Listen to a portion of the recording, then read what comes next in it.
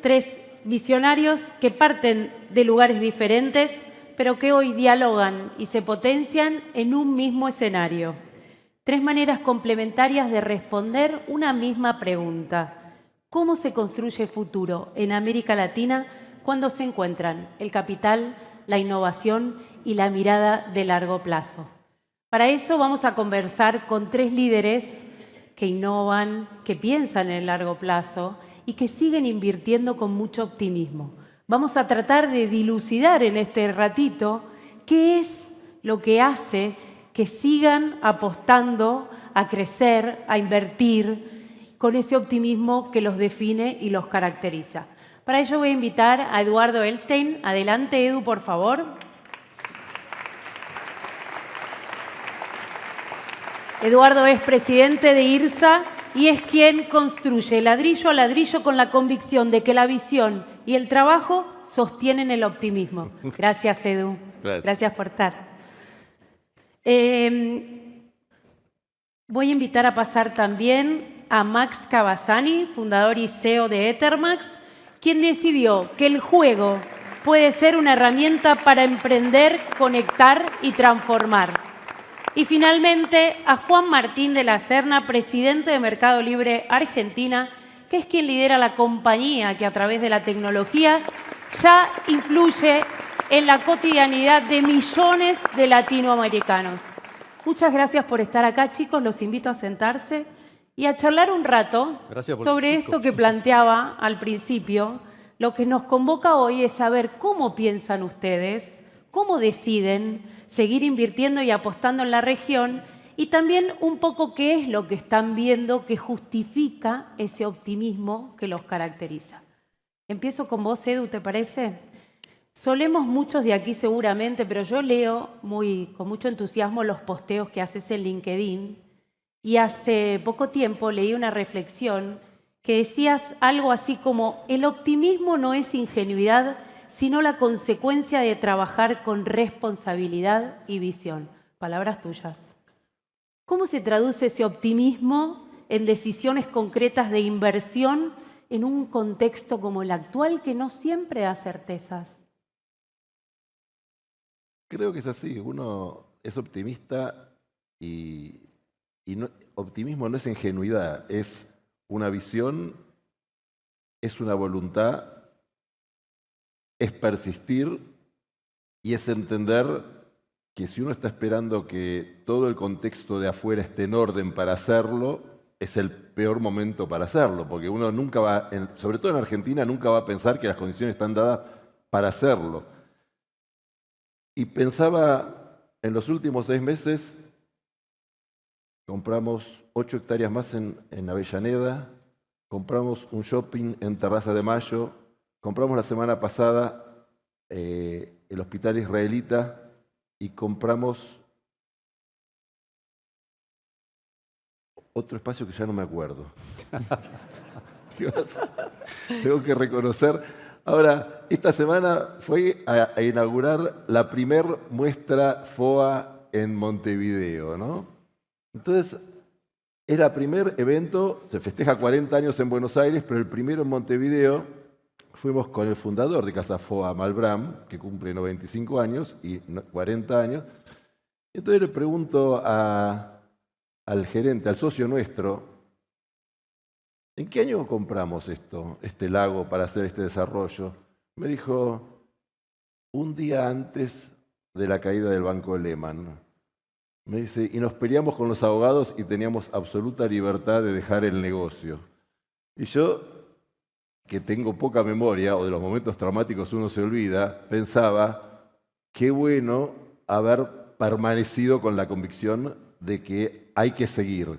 Y creo que las cosas es eso, es una visión, perseverancia, hacer y continuar con la visión. El que espera como emprendedor que se le dé todo el contexto político, económico, financiero, nunca empieza nada, y el que no empieza es el costo de estar mirando y no haciendo. Perfecto. Juan, sí. A vos te pregunto, la cantidad de transacciones que ven a lo largo de, todo el tiempo en Mercado Libre, toda la data que hay respecto de las transacciones que se generan todo el tiempo, es de alguna manera o funciona de alguna manera como un termómetro de la economía real, en cierta forma. ¿Qué les están mostrando esos datos hoy sobre el pulso del consumo en Argentina y en la región? ¿Y cómo utilizan también esos datos para adelantarse a los ciclos económicos? Efectivamente, hoy Mercado Libre tiene un volumen, el otro día reportamos el resultado la semana pasada, de 650 millones de productos vendidos por trimestre en toda la región, ¿no? ¿Cuánto dijiste? 650 millones de productos trimestralmente. Wow.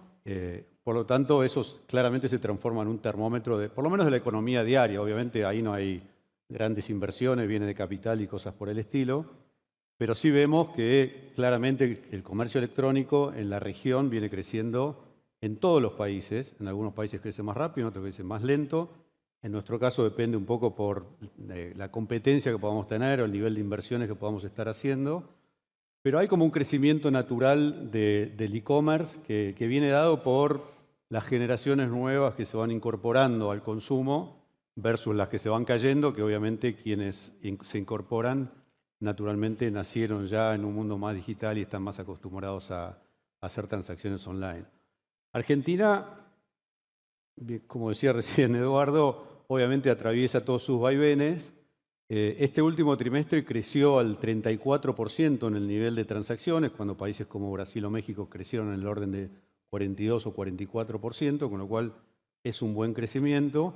Pero a lo largo del trimestre se notó, de cara al proceso de elecciones, una cierta desaceleración.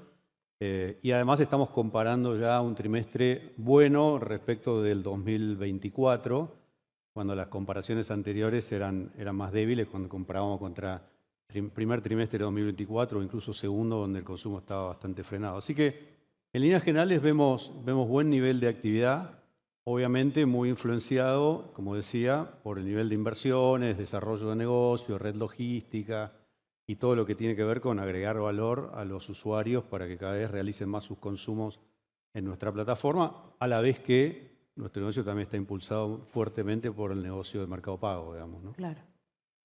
Max, Ethermax fue pionera en convertir el conocimiento en entretenimiento y escalarlo desde Latinoamérica al mundo, ¿no? A todos les cuento, los que no conocen, preguntados, fue la app más descargada, estuvo ahí primera en los charts en Estados Unidos durante muchísimo tiempo, más de 800.000 descargas en 30 idiomas, en 125 países. Impresionante, una app que construyó el señor desde acá, con su equipo desde Buenos Aires. Y te pregunto entonces, ¿en qué nuevos desarrollos están trabajando ahora? Primero una corrección, fueron 800 millones. 800 millones. 800 millones de descargas. ¿En qué estamos trabajando? Bueno, somos una empresa de innovación y siempre creímos en que aprender es algo entretenido y que une a las personas. Preguntados, todo este tiempo siguió creciendo y sigue teniendo un público gigante, pero empezamos a trabajar en cómo aplicar esto a educación, por ejemplo. Empezamos a ver que la misma tecnología se podía dedicar a ayudar a que aprender sea más divertido. Entonces, todo este tiempo estuvimos haciendo una tecnología nueva que se llama TriviaX, que permite, bueno, hablando de inteligencia artificial, usamos inteligencia artificial para poner un tema y crear estas experiencias interactivas de cualquier tema, de cualquier cosa que se te ocurra. En 30 segundos se crean estas experiencias y, sobre todo, creamos toda la tecnología para poder compartirlas en formas de eventos, en formas de transmisión de video. Toda esa parte, lo que estamos buscando justamente es que la educación haga el salto que necesita dar para adoptar estas nuevas tecnologías y que la gente empiece a entender a la educación como algo entretenido y algo de toda la vida, ¿no? Recién Santi hablaba un poco de entrenar la mente, del estancamiento psicológico que uno va teniendo y que las tecnologías cada vez la empeoran. Y creo que no solo los chicos en el colegio, sino que los grandes tenemos que acostumbrarnos a aprender continuamente y a que eso sea divertido y la forma en la que nos entretenemos. Otra de las tecnologías que estamos hace mucho tiempo investigando es la de realidad virtual. Estamos haciendo juegos en realidad virtual. Por ejemplo, uno que hoy es uno de los juegos más jugados del mundo es uno en el que vos sos un guardia de seguridad de aeropuerto.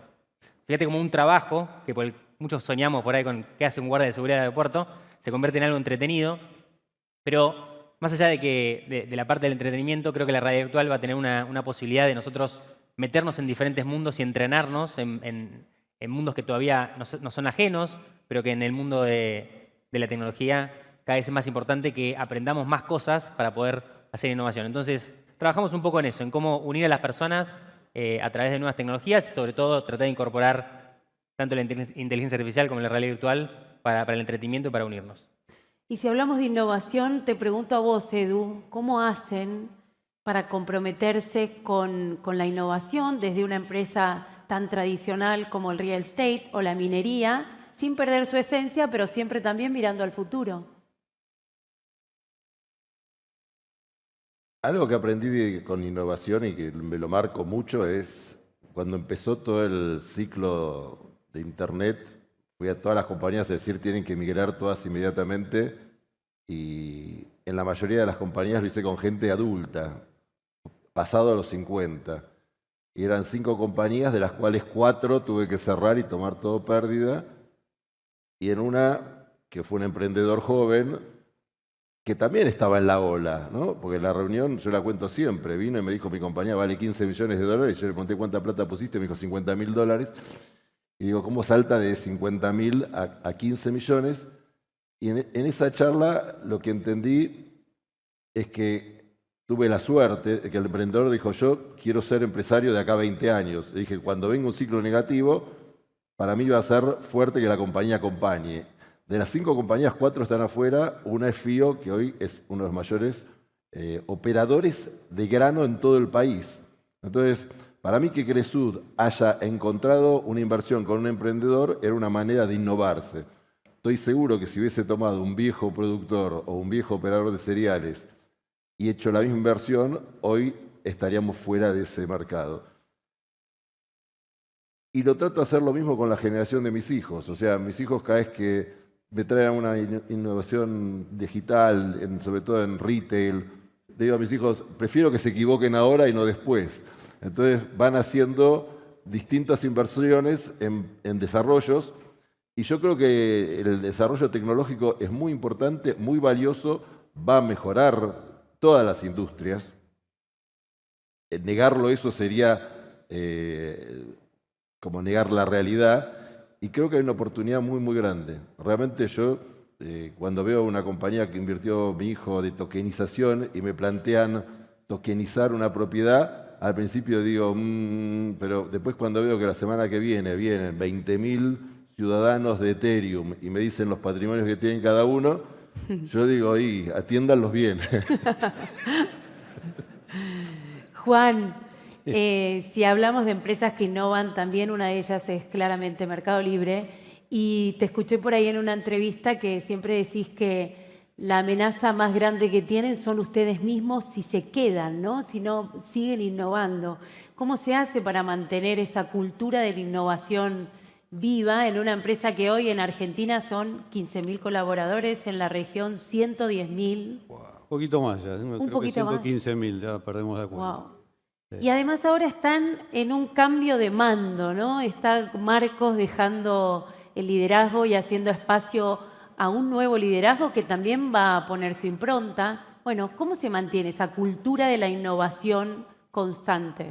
Bueno, por supuesto hay que fomentarla todos los días y permitir que los equipos puedan proponer ideas y cada uno puede desarrollarlas y hacemos en distintos niveles decisiones estratégicas de qué cosas queremos avanzar y qué cosas podemos postergar. Uno de los grandes problemas que tenemos, a pesar de la cantidad de gente, y una pequeña aclaración, esos 115.000, alrededor de 70, 75.000, están directamente abocados a temas logísticos, con lo cual no son ni desarrolladores, ni gente que está usando inteligencia artificial, ni innovando, sino más bien están moviendo y entregando paquetes, digamos, ¿no?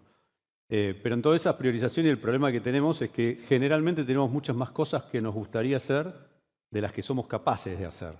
Y eso nos obliga a todo el tiempo estar priorizando y priorizando y priorizando y justificando por qué hay que destinar un equipo de 50 desarrolladores para tal o cual iniciativa. Y eso, la verdad que es un proceso muy sano que permite elegir las mejores apuestas. Y en general nos ha ido bastante bien con ese modus operandi. Algunas a veces no salen tan bien como nos gustaría desde el principio, pero somos muy obstinados y empezamos a iterar y iterar hasta que las hacemos funcionar, digamos. Respecto de la transición, sí, efectivamente Marcos está dejando su rol de CEO. ¿Y suelta, Marcos? Ya soltó bastante, sí, suelta. Pero no suelta del todo porque básicamente en realidad lo que hace es transiciona de un rol de CEO a un Executive Chairman, con lo cual va a estar súper involucrado. El problema lo tenés vos, que vas a tener 2 jefes. El problema es que por ahora tengo dos. No, pero yo creo que es lo mejor que le puede pasar a Mercado Libre, ¿no? Porque primero implica un cambio generacional, digamos, ¿no? Ahora viene la segunda generación de líderes que empiezan a tomar roles cada vez más protagónicos. Ariel es un caso, pero hay muchos otros.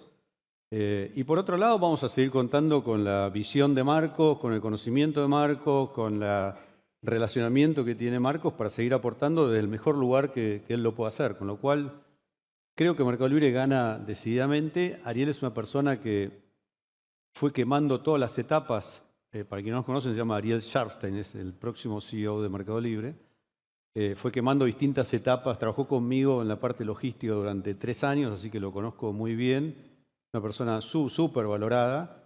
Y entonces vamos a combinar, como te decía, la visión de Marcos con la obsesión por la ejecución de Ariel, que para lo cual es un fuera de serie, así que creo que lo tomamos con total naturalidad y estamos todos ayudando a que ese proceso sea lo mejor para todos, digamos. Totalmente. ¿No? ¿Y vos, Juan, cuántos años tenés en la compañía?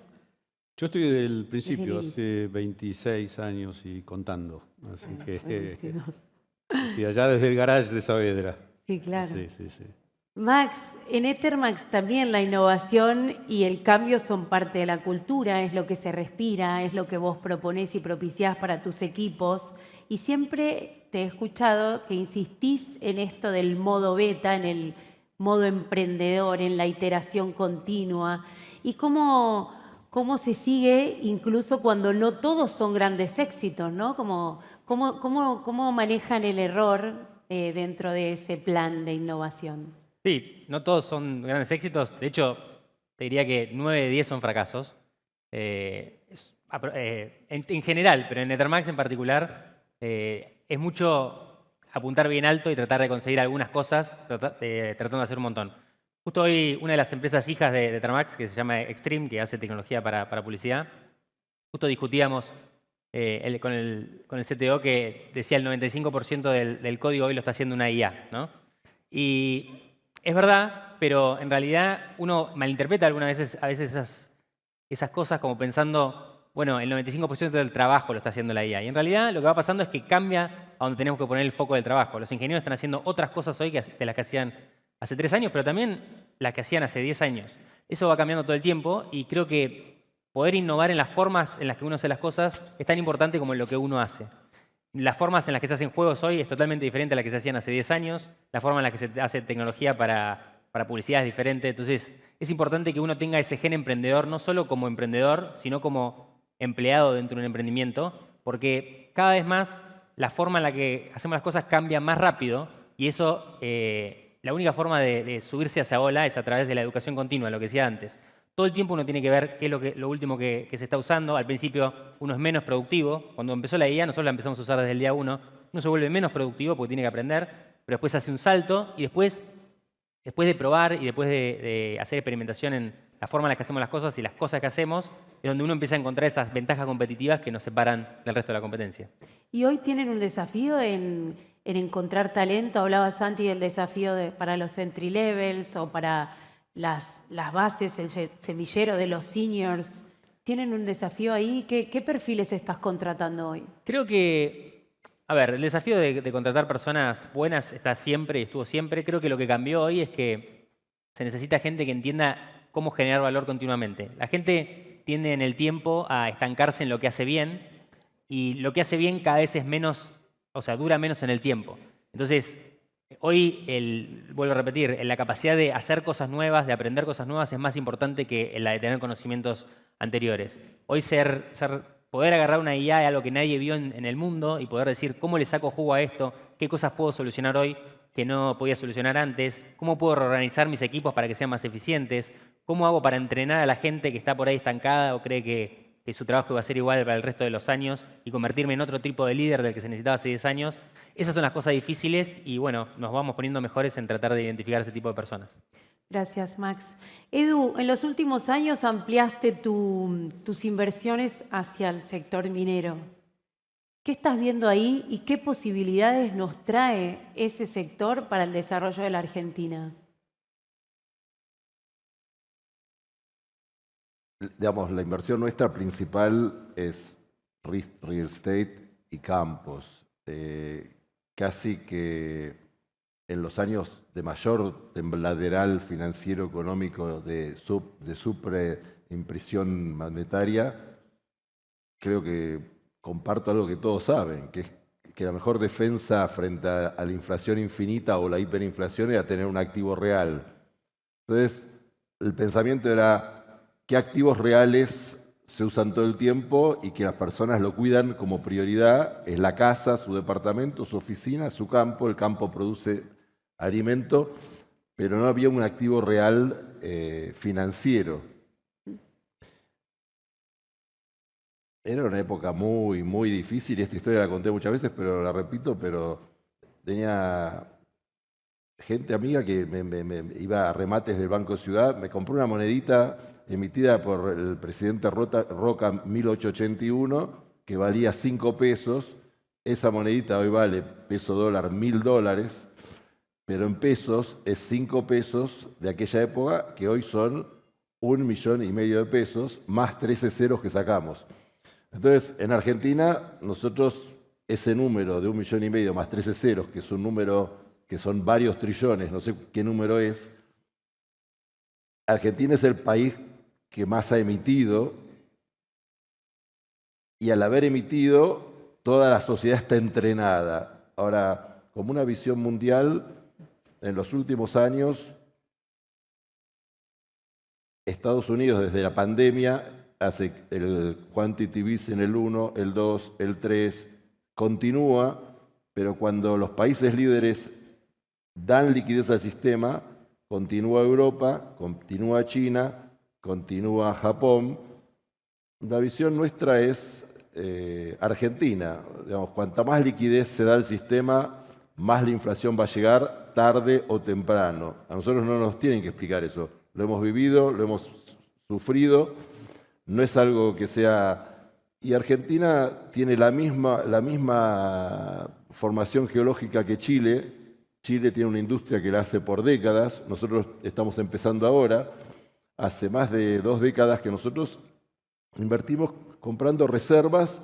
Compramos 2 minas, una en Chile, una en Argentina. La que estaba en Argentina, por razones de retenciones, por problemas laborales, por problemas, todos los problemas que sabemos que parecen, la tenemos hace 10 años cerrada, pero el mes que viene se pone en producción. Y para mí realmente está habiendo una especie de movimiento muy fuerte en las finanzas internacionales, donde grandes bancos centrales van acumulando mayores reservas en metálico, en oro. Y creo que este fenómeno se produce porque cuanto más se emite para dar liquidez al sistema, más se pretende bajar la tasa, pero no se pueden producir todos los artículos al mismo tiempo. Entonces, creo que ese fenómeno es de ciencia ficción, y ahora mi visión de lo que viene ahora es que la liquidez sigue aumentando porque China sigue emitiendo, sigue acumulando oro, y también creo que se va a tokenizar el bono. O sea, al utilizarse la tecnología de tokenización para dar mayor liquidez, para mí mayor liquidez es seguir expandiendo. Como el ciclo de expansión monetaria es el más largo del que hemos vivido, nosotros creemos que en Argentina hay activos reales que nos permitieron defendernos de la inflación, y creo que vamos a ver una inflación viniendo, una visión. ¿Y crees que cómo hacemos para que más inversores vean esta visión, se contagien? Yo creo que Argentina en este momento es un sector de mucha atracción en esto. O sea, a mí me tocó ir hace pocos meses a Canadá y me pidieron que hable 3 minutos, y realmente tenía mucho temor de hacerlo porque estaba con el presidente de las 2 corporaciones más grandes de minería, y yo sentía como diciendo, Me miraban como diciendo, este pibe, ¿dónde salió? Pero me daba mucho calor hablar y lo único que presenté fue la foto de la monedita y el gráfico de la emisión monetaria de los 4 países principales.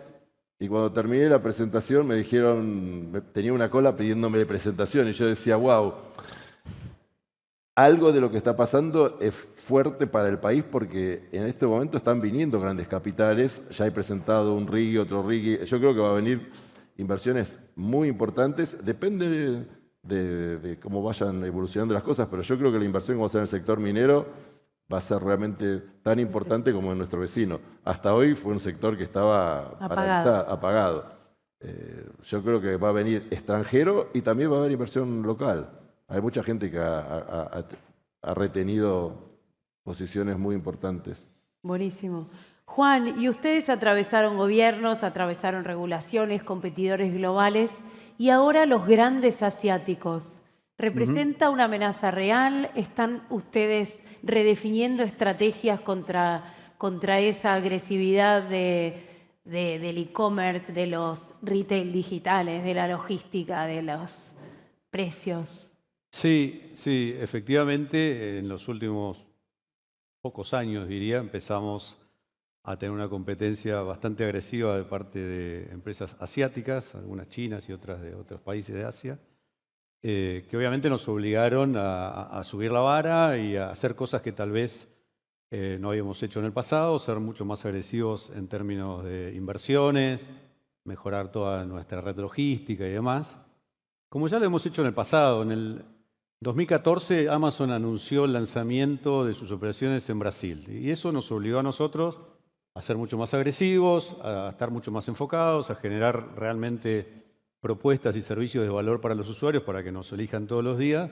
Y más de 10 años después, no podemos decir contra Amazon que ganamos el partido, pero realmente estamos muy conformes con nuestra situación en Brasil, que es el mercado tal vez de mayor competencia en el mundo. O tal vez no, seguramente de mayor competencia.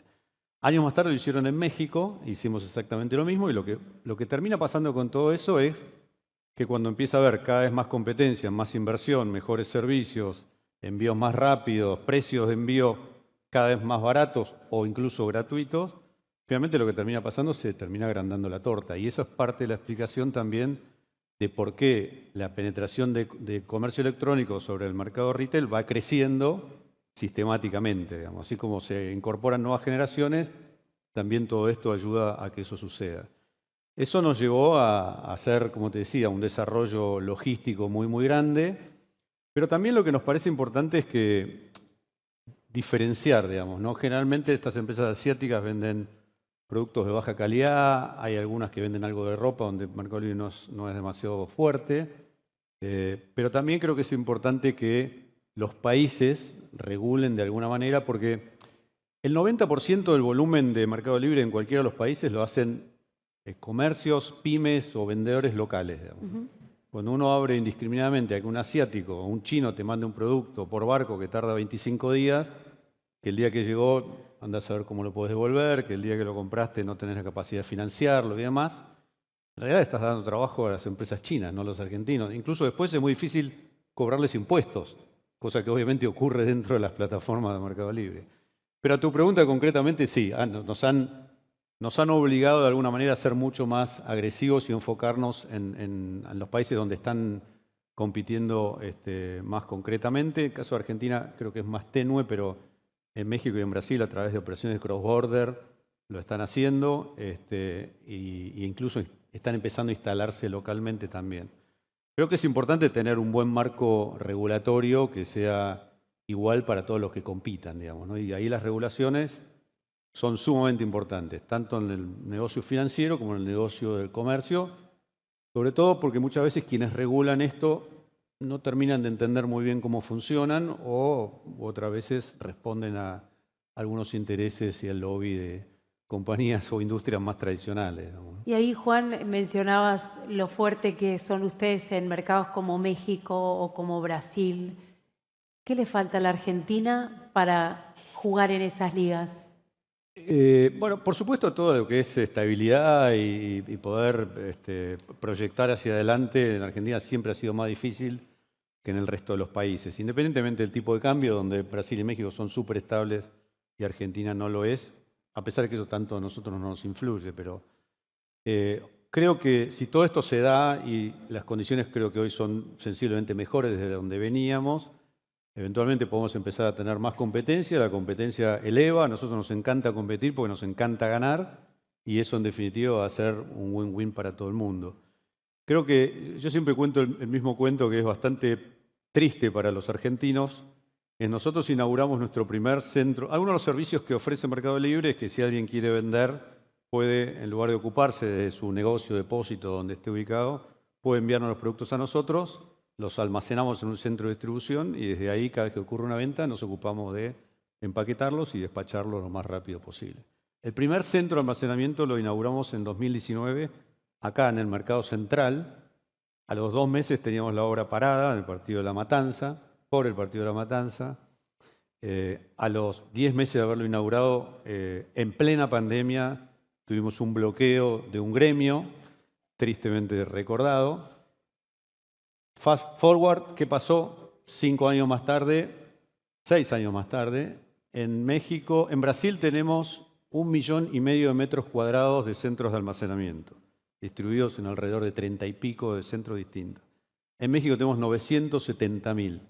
En Argentina hasta hace 15 días teníamos los mismos 65.000 metros cuadrados que teníamos en el 2019. Pero la intención está de seguir. No solo la intención, porque de hecho en septiembre, digo hasta hace un mes, porque si te recordás, el año pasado vino Milei a nuestras oficinas porque anunciamos la construcción de un nuevo centro de distribución, que lo inauguramos hace 15 días, así que ahora duplicamos la superficie, pero igual estamos lejísimos de lo que estamos haciendo en otros países, donde ya tenemos aviones volando, pintado de amarillo, por ejemplo, ¿no? Y eso la verdad que fue muy difícil poder hacerlo por regulaciones, por presiones, por gremios, por distintas condiciones del país. Pero la verdad que ahora estamos volviendo a la normalidad y empezando a hacer cosas como las que hemos venido haciendo en el resto de la región. Buenísimo. Max, siempre decimos que América Latina es un espacio de abundancia, no por todo lo que tiene, sino por las grandes oportunidades para los emprendedores como vos que hay. ¿Qué estás viendo que te mantiene optimista y emprendedor en esta región? Bueno, creo que no hay momento de la historia de la humanidad mejor para emprender que este. Creo que nunca hubo más cosas para hacer, más herramientas para hacerlo, más posibilidades para hacerlo con poca gente, más posibilidades para obtener financiamiento, más posibilidades para hacerlo desde afuera de los centros grandes de innovación como Silicon Valley o incluso, para decir algo, Estados Unidos. Creo que para un emprendedor latinoamericano hoy nunca fue más fácil. Obviamente que emprender es lo más difícil del mundo, siempre lo digo, pero sí hay un montón de posibilidades, hay un montón de espacio para gente que tenga ganas de cambiar el mundo. Pensá, siempre hablamos de los problemas de la inteligencia artificial, solo para agarrar lo que está pasando en este momento. Pero no pensamos las cantidades de cosas que pueden cambiar. Pensamos si algunos médicos se van a quedar sin trabajo, pero no pensamos en la mitad de la población que no tiene acceso a un médico. Pensamos en los trabajadores del alimento que se pueden quedar sin trabajo, pero no pensamos en la gente que está subalimentada, en la seguridad. Ahí, no sé, siempre vemos esos problemas, por ejemplo, en África, que entra en un grupo comando y matan a todos ahí en una aldea. Hoy tenemos la posibilidad de implementar seguridad a escala global, tenemos la posibilidad de expandir nuestra salud. Podemos hacer un montón de cosas en donde uno se ocurra. Bueno, ahora creo que va a hablar Emiliano Cajerman. Todo el espacio tenemos para conquistar, todas las posibilidades que hay en el espacio, ir a otros planetas, toda la revolución de la robótica que nos va a permitir. Piensen que somos la última generación que vivimos sin robots, caminando al lado nuestro. O sea, literalmente los robots que caminan al lado nuestro haciendo cosas. Y todo eso nos va a permitir tener más herramientas para cambiar el mundo y hacer un mundo mejor, que es el fin último del emprendedor, que para mí es el último trabajo que hay en este mundo. ¿Por qué? Porque el trabajo del emprendedor es agarrar todas las herramientas que existen, focalizarse en un problema y llenar los espacios vacíos para poder lograr lo que quiere. Entonces, de vuelta, me encantaría volver a ser chico en este momento porque creo que las posibilidades son mucho más grandes y creo que empresas como Ethermax... Ser chico, bueno, sí. más chico. Ya tengo 40 años, podría tener 20. Y creo que justamente empresas como Mercado Libre, como IRSA y ahora como Ethermax son ejemplos que le podemos dar a la siguiente generación para que se propongan a tratar de resolver problemas nuevos, o sea, problemas viejos en realidad, con soluciones nuevas e innovadoras. Y Max me da el pie para preguntarte, Edu, hablaste de tus inversiones en activos reales y el talento también es uno de ellos. Y hace muchos años invertiste en el desarrollo emprendedor a través de Endeavor, fuiste uno de los fundadores de Endeavor. ¿Qué te provoca escuchar a Max de repente acá? Santi. Pero saber, Santi, pero ver también la explosión del ecosistema emprendedor argentino y todo ese talento pensando soluciones que impacten en todos. Primero me emociona mucho ver la historia de estos 28 años porque el inicio es una charla de dos personas y yo siempre digo que las grandes empresas son charlas y la pregunta de Linda era... Linda es la fundadora de Endeavor a nivel global. Linda Rottenberg es una fellow de Ashoka que viene a pasar un tiempo en Argentina, se enamora de Argentina y en una entrevista me pregunta, ¿no te gustaría muchos más emprendedores como vos ver en tu país? Sí, le digo. Me dice, yo necesito un cheque de $200.000 y no quiero que lo llames a Soros, te estoy hablando a vos, me dice. Le digo, ella escuchó que yo dije, esta chica está loca, yo no me acuerdo.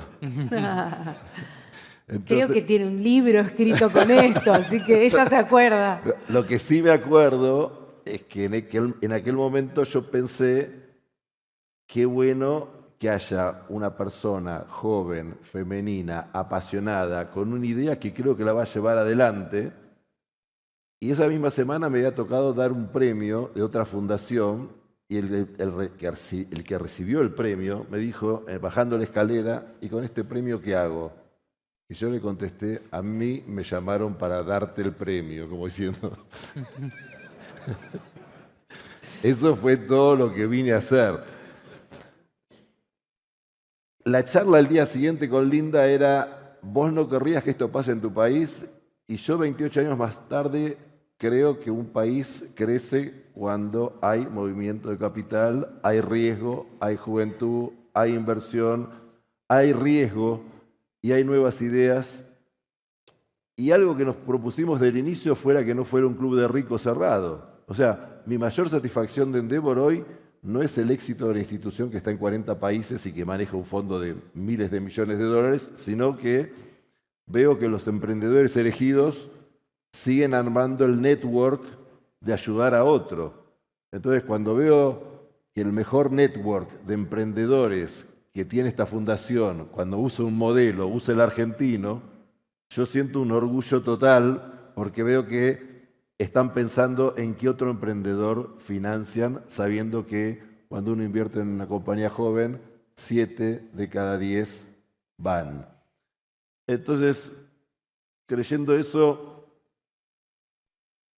para mí se potencia doblemente a través del foro, porque empezó siendo un encuentro para encontrar emprendedores. Después esos emprendedores se convirtieron en los mejores empresarios que tiene el país.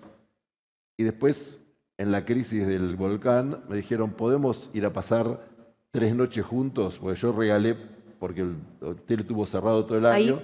Ahí Eduardo está hablando del foro Yao Yao, ¿no? Estoy hablando de un ocurre encuentro, una vez por año pero no era el foro Yao Yao, eran 10 emprendedores que me dijeron, a vos te complica mucho que tratemos de ir todos juntos. Le dije, no, llamen a la gerencia, si coinciden 3 noches con ocupación libre, vamos, avísenme que quiero ir con ustedes. Ese encuentro ya son más de 13 o 14 años, 10 en forma formal como Foro Yao Yao, pero para mí la mayor satisfacción es que es un diálogo absolutamente abierto, franco, de gente que creo que va a influir en este país en forma muy firme y que es una nueva generación, que yo creo que es una nueva generación que nació en la adversidad, pero que hoy realmente tiene una cabeza más fresca pensando para no sé, me imagino las próximas décadas realmente mucho más importantes para el país. Buenísimo. Juan, hablaste, han democratizado el acceso al comercio a través del e-commerce, han revolucionado los medios de pago con Mercado Pago. ¿Qué se viene? ¿Qué nuevo están desarrollando? Bueno, en realidad es mucho más de lo mismo, digamos. No hay grandes innovaciones. Creo que sí, a partir de la inteligencia artificial, que nosotros la venimos usando hace algunos años con algunas de las cosas que hacemos dentro de la plataforma, pero hoy la usamos para, no sé, para sugerirte productos, para hacer tu scoring crediticio, para ver si te podemos dar un crédito, te podemos dar una tarjeta de crédito, y si te damos una tarjeta de crédito, cuál es el límite que vas a tener. Y así hay un montón de aplicaciones. Hasta los abogados han desarrollado una solución con inteligencia artificial que resuelve los casos de denuncias o de reclamo, más que denuncias, perdón. En Brasil, que es muy fácil reclamar por cualquier cosa y había cientos de casos por mes que nosotros los derivamos a estudio de abogados, ahora se hace con una solución de inteligencia artificial que en cuestión de horas te resuelve una negociación mucho más rápido, con mucho mejor NPS y mucha satisfacción para quien estaba reclamando y con mucho ahorro de costos para nosotros. Así que ese tipo de cosas ya son para nosotros. Yo me quedé medio preocupado con Santi, creo que esta noche más de uno no va a dormir muy bien, digamos, pero la verdad que tiene múltiples usos y nosotros vamos a estar haciendo mucho más de eso. En Brasil acabamos de lanzar un agente que es un asesor financiero para Mercado Pago, para lo cual vos podés hablarle o podés escribirle y chatear y pedirle que te haga cosas, entre ellas, no sé, que te recuerde el vencimiento de tu última factura de luz o que le mande todos los días, primero de cada mes, la mensualidad a tu hijo, como hago yo a través de Mercado Pago, porque ya no usan más dinero.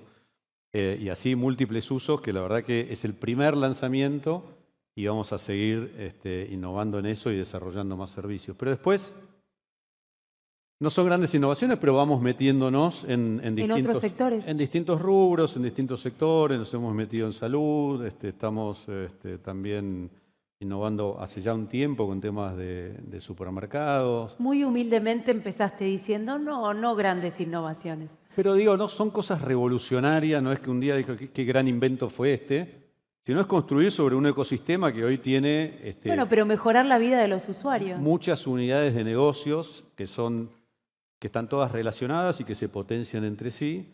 Y la verdad que son tantas las oportunidades que vemos hacia adelante en términos de crecimiento y de desarrollos. Nos estamos metiendo también en el negocio del fútbol. De farma. Y del fútbol. De farma. Seguimos haciendo amigos nosotros, los bancos, los laboratorios, todo.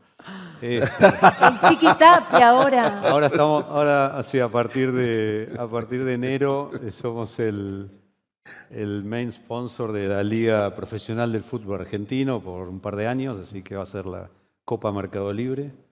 Pero bueno, de vuelta, es mucho más de lo mismo, de un ecosistema hoy muy, muy complejo y muy entrelazado, pero todos los días haciendo esfuerzos para poder darle las mejores razones a quienes sean de ustedes usuarios nuestros para poder seguir usándonos todos los días. Buenísimo. Bueno, y para cerrar los invito a pensar sobre si tuvieran que dejar una sola idea sobre cómo generar valor sostenido en este mundo tan cambiante, ¿cuál sería? Max. Bueno, una que me gusta mucho, que es siempre concentrarse en los problemas y no en las soluciones. Las soluciones van a ir cambiando, cada vez va a haber más, pero los problemas es lo que uno se tiene que concentrar, y creo que si uno dedica su vida a una serie de problemas o alguno del que se enamora para tratar de resolver, creo que no hay fuerza más grande para cambiar el mundo que esa. Edu. ¿Cómo es la pregunta?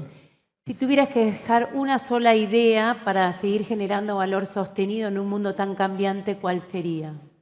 Para nosotros los argentinos, bueno, respetar sí, las mismas las reglas, o sea, ponernos algunas reglas de las cuales sigamos 10 años seguidos.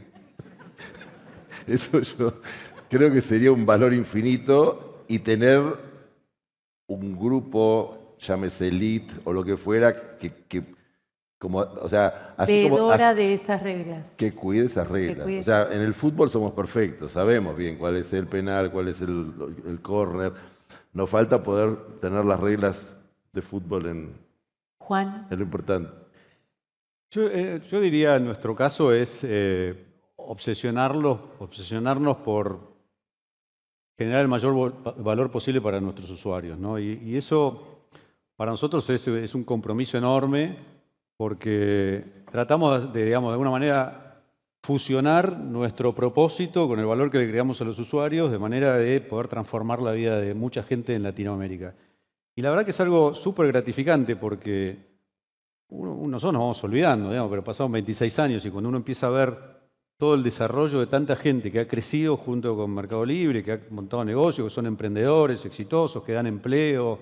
Hace poquito me acaban de contar, hace media hora acá, del hijo de alguien que habló hace muy poquito, que montó un negocio a partir de Mercado Libre y que hoy ya acaba de alquilar un depósito y que es muy joven y la verdad que es súper, súper reconfortante. Entonces para nosotros es un desafío enorme, pero a la vez es súper gratificante ver que, no sé, la persona discapacitada que pide plata en un semáforo está con un QR de Mercado Pago colgado para que vos lo puedas ayudar. Eso realmente es gratificante porque sentís que le estás cambiando la vida a la gente, digamos. Para nosotros eso es clave. Buenísimo. Bueno, chicos, muchas gracias. Escucharlo hoy a ustedes es entender que detrás de la palabra optimismo hay método, hay propósito y hay acción. América Latina tiene enormes desafíos, sin duda, pero también tiene líderes que siguen apostando, construyendo, innovando y construyendo y arriesgando por el futuro de esta región. Ahora nos toca a nosotros, animémonos a innovar, a arriesgar, a invertir, a innovar y a seguir pensando en construir juntos un futuro mejor. Muchas, muchas gracias. Gracias a ustedes.